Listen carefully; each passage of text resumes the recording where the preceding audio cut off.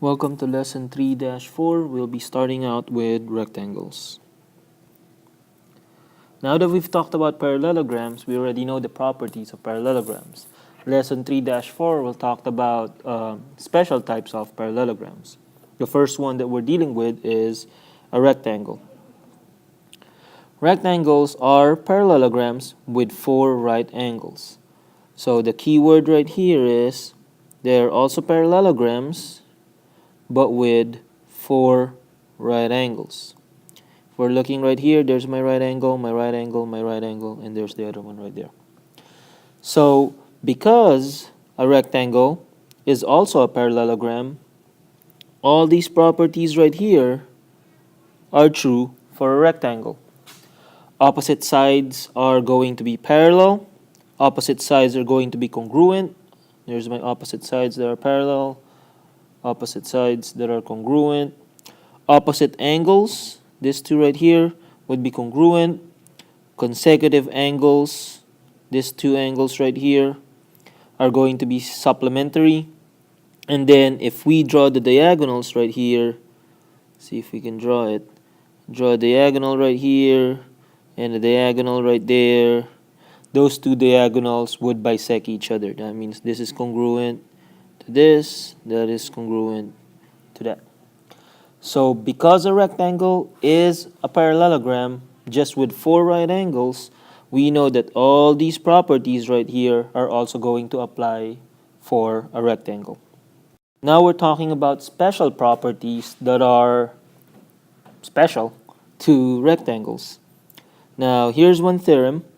If a parallelogram is a rectangle, then the diagonals are going to be congruent. If you remember in parallelograms, the diagonals weren't necessarily congruent. But for rectangles, AC is going to be the same length as DB. Now, because AC and DB are the same length and they bisect each other, you're going to end up with 4 isosceles triangles. You have this top one right here, the right one, the bottom one, and the left one. All those are isosceles triangles. Remember, isosceles are just triangles with at least 2 equal sides. At least 2 equal sides. Now, the converse of this theorem is just if the diagonals of a parallelogram are congruent, then that parallelogram is a rectangle. So whenever you know that you have a parallelogram and their diagonals are the same, then that parallelogram would be a rectangle. Here's just a couple of examples that uses the properties of rectangles to solve problems. We're looking right here, if AE is 3x plus 2 and BE is 29, find the value of x. We know that AE is going to be congruent to BE because AC is congruent to BD, and then they bisect each other. So we know that this would be congruent to that, this would be congruent to that. So to solve for x, you're just going to end up with AE is equal to BE, which would mean you're going to solve 3x plus 2 is equal to 29. You work that out, x equals 9. Now if AC is 21, then how long would BE be? Well, if AC is 21, and we know that BD is the same as AC, then BE, which is half of AC, would be 10.5. Now if angle 1 is 4x, there's my angle 1 right here. That's the angle. Angle 4 is 2x, this one right here. Find the value of x. Remember that for this one right here, we have an isosceles triangle. So that means that if this one is 4x and this one is 2x, this other angle right here would also be 4x. So now to solve for x, you're going to end up with 4x plus 4x plus 2x. Remember, we're dealing with triangles, and triangles always add up to the interior angles of a triangle always add up to 180 degrees. So using that, we can solve for x. X ends up being 18. Lastly, if we have the measure of angle 2 is 40 degrees, so this one right here is 40, find angle 1, angle 3, and angle 4, 5. So if we know this is 40 degrees, we know this is a right angle because we're dealing with rectangles. So this one right here, angle 1 would be 50. Angle 3 would be congruent to angle 2 because you have an isosceles triangle. Angle 4, if this was 50 and this is 50, angle 4 would be 80 because you have another isosceles triangle right there. Here are my base angles. They're the ones that are congruent. If this was 80, this is a linear pair right here, which means it adds up to 180. So that would make angle 5 100. And lastly, angle 6. If this was 100, angle 6 in this angle would be congruent in this isosceles triangle. So if this is 100, angle 6 would be 40. So that's how we use the properties of rectangles in order to solve problems like these ones. We're continuing lesson 3-4. Now we're going to deal with rhombi, plural of rhombus, and squares. Just like a rectangle, a rhombus is also a parallelogram, but rather than having 4 right angles like a rectangle, a rhombus is a parallelogram with 4 congruent sides. Looking at this figure, here are my 4 congruent sides. Since a rhombus is also a parallelogram, all these are going to be true to a rhombus. Oops, and I can spell true. See if we can undo that. And it won't let me undo it. All those would be true for a rhombus. Opposite sides are going to be parallel. So these 2 sides are parallel. These 2 sides are parallel. Opposite sides are congruent. We already know it's 4 congruent sides. So those 4 congruent sides are congruent to each other. Opposite angles are congruent. This 2 and this 2 are congruent. Consecutive angles add up to 180 because they're supplementary. And then the diagonals bisect each other. Rhombus also have special properties that is unique to rhombi. So right here, one of the properties is the diagonals of a rhombus are perpendicular to each other. You can see right here, here's one diagonal, and then here's the other diagonal. That right there shows you that the 2 diagonals are perpendicular to each other. Now, each diagonal of a rhombus, aside from being perpendicular to each other, they also bisect opposite angles. So this diagonal bisect this big angle right here, and this big angle right here.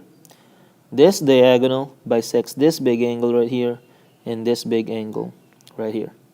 You need to remember that these 2 properties for rhombus because it'll be useful when we're dealing with problems involving rhombus. So here's just an example of a problem involving a rhombus. You have a rhombus ABCD. So here's ABCD. That's a rhombus. Now we're trying to complete all these statements right here. If AB is 9, we know that AD is also 9. Remember, we are dealing with rhombus, so all the sides are congruent. Now, if angle 1, which is this one right here, is 65 degrees, what would angle 2 be? Remember that the diagonals bisect each other, so this segment or this angle right here would have the same measure as this angle right there. So angle 2 will end up being 65 degrees also. Angle 3, we know that the diagonals of a rhombus are perpendicular to each other. So angle 3 would be 90 degrees. There's our 90 degrees. Now if angle ADC, this big angle right here, is 80 degrees, then what's angle DAB? Those two big angles right here, these two big angles right here, are consecutive angles. They're still supplementary to each other. So if this is 80 degrees, this would be 100, so that when you add those two together, they equal 180 degrees. Lastly, if we have angle 1 is 3x minus 7, and angle 2 is 2x plus 3, what would be the value of x? We know that AC, segment AC, bisects this big angle DAB. So that means the measure of angle 1 is going to equal to the measure of angle 2. So you're going to end up with 3x minus 7 is equal to 2x plus 3. Now it's just a matter of algebra. You're going to end up with x is equal to 10. So that's how we use those properties of rhombus to solve these kinds of problems. Now we're going to look at squares. A square is a parallelogram with 4 congruent angles and 4 congruent sides. So with a square, you end up with a parallelogram that is both a rhombus because of the 4 congruent sides and a rectangle because it has 4 congruent angles or 4 right angles. So now we know that in this diagram right here, these are all right angles and these are all congruent. So a square is a parallelogram that is both a rhombus and a rectangle. Because it's a parallelogram, a rhombus, and a rectangle, squares have all these true about itself. Opposite sides are parallel, so these two sides are parallel, these two sides are parallel. 4 right angles, 1, 2, 3, 4. 4 congruent sides, just like a rhombus, 1, 2, 3, 4. Consecutive angles are supplementary. These two angles are supplementary. These two angles are supplementary. This two and this two. Diagonals are congruent. This diagonal and this diagonal are the same length, just like a rectangle. Diagonals bisect each other. That just means that this, and this are all congruent to each other. Diagonals are perpendicular because we're dealing with a rhombus. So this would be right angle right there. And then each diagonal bisects a pair of opposite angles. That means this angle is bisected to 45 and 45, 45, 45, 45, 45, 45, 45. So note that because a square is a parallelogram that is also a rhombus and a rectangle, all these properties are going to be true for a square. So now here's just some examples so that we can use those properties of a square. We're given square ABCD. So here's our square right here. If AB, segment AB is 10, we know that segment AD and segment DC and BC are all going to be 10. Remember that a square has 4 congruent sides. If segment CE is 5, then we know that segment DE is also going to be 5 because AC and BD are congruent to each other and then bisect each other. So this half is going to equal this half right here. Angle ABC, this angle right here, that's going to be a right angle because you're dealing with a square. Angle ACD, this angle right here where angle 6 is at, that's going to be 45 degrees because AC bisects that 90-degree angle. Bisect means just cuts it in half. Lastly, we have angle AED. Remember that with a rhombus, just like with a square, your diagonals are perpendicular to each other, so that would mean it's 90 degrees. Here is assignment 3-4. make sure you finish viewing this lesson before you go to the web page to complete assignment 3-4. You don't need to copy down any questions. All the questions would be on the web page. Make sure you type this in the address bar. That's where you will find assignment 3-4. Continuing lesson 3-4, now we're going to take a look at trapezoids and kites. Now we get to the part where we are not dealing with parallelograms anymore. Earlier we dealt with rectangle, square, and rhombus. Now trapezoids are quadrilaterals. That means they have 4 sides. But the key to them is they have exactly one pair of parallel sides. If you're looking at this diagram right here, this side right here and this side, those are the exactly one pair of parallel sides that we have for trapezoids. The parallel sides are called your bases, and the non-parallel sides are called your legs. You can see right here, these are my bases, and then this two right here, the non-parallel sides, those are my legs.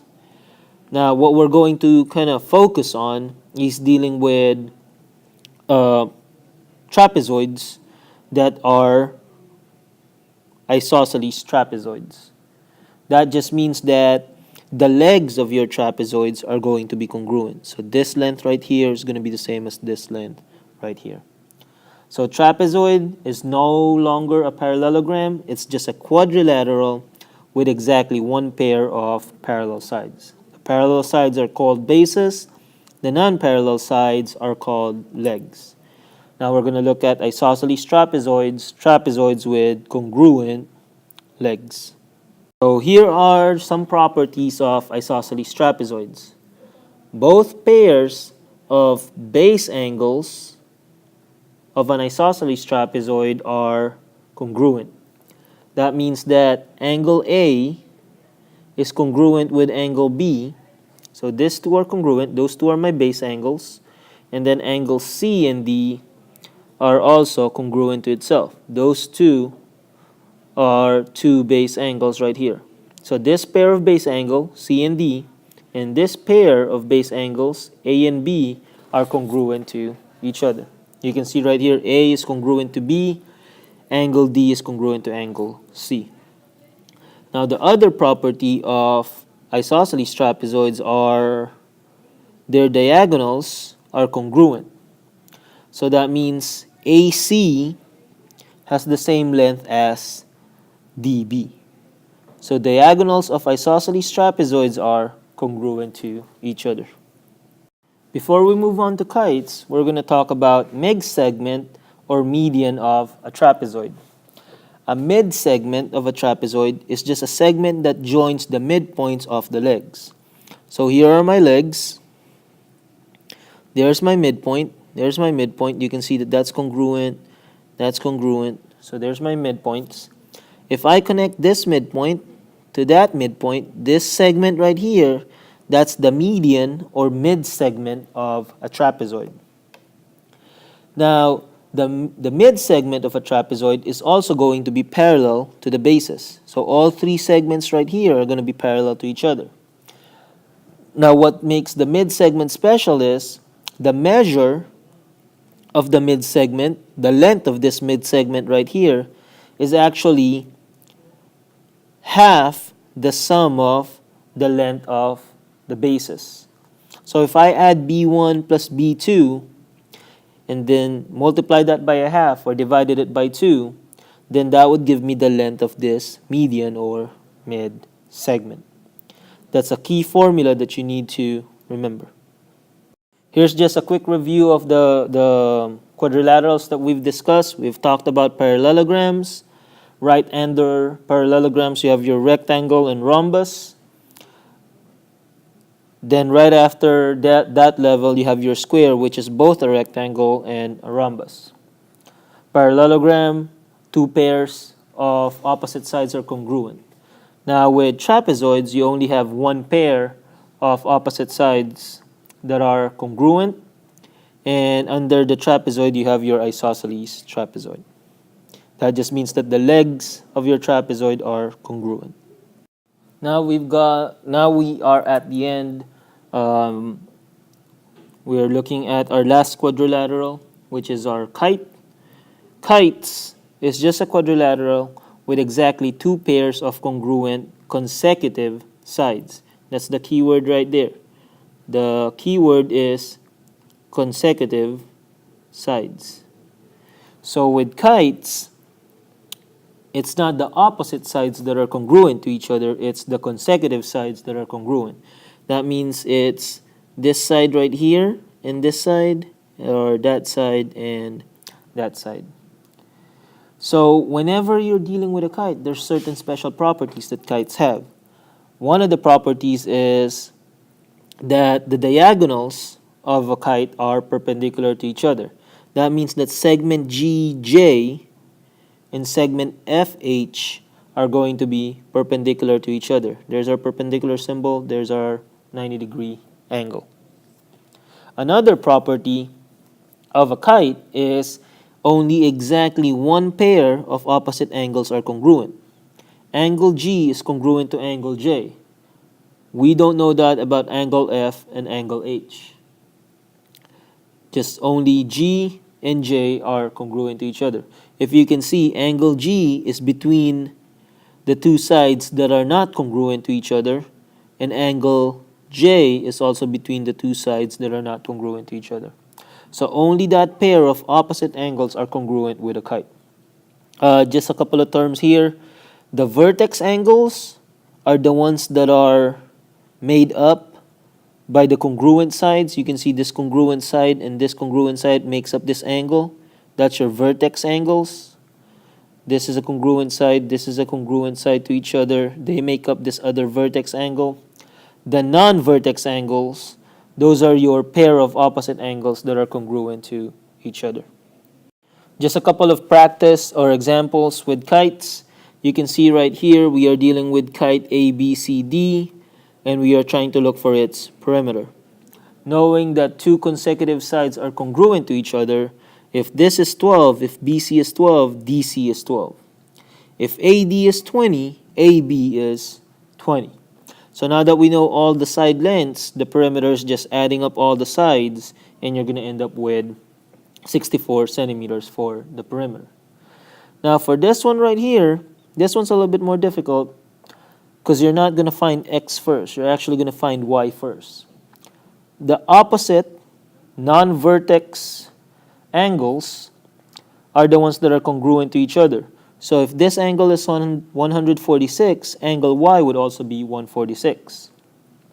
Now, since we are dealing with a quadrilateral, a kite is a quadrilateral, we know that all the angles, all the interior angles should add up to 360. So that means 146 plus 47 plus 146 plus X should add up to 360. If I know three angles, I'm looking for one. I can add up these three angles, subtract it from 360, and that would give me the measure of angle X, which in this case is 21 degrees. We have now come to the end of lesson 3-4. Just a reminder, assignment 3-4 is in the middle of the video. Make sure you know where to go, what web page to go to, and you're actually going to put all your answers on that web page. Good luck, have a safe 2 weeks off, and be safe.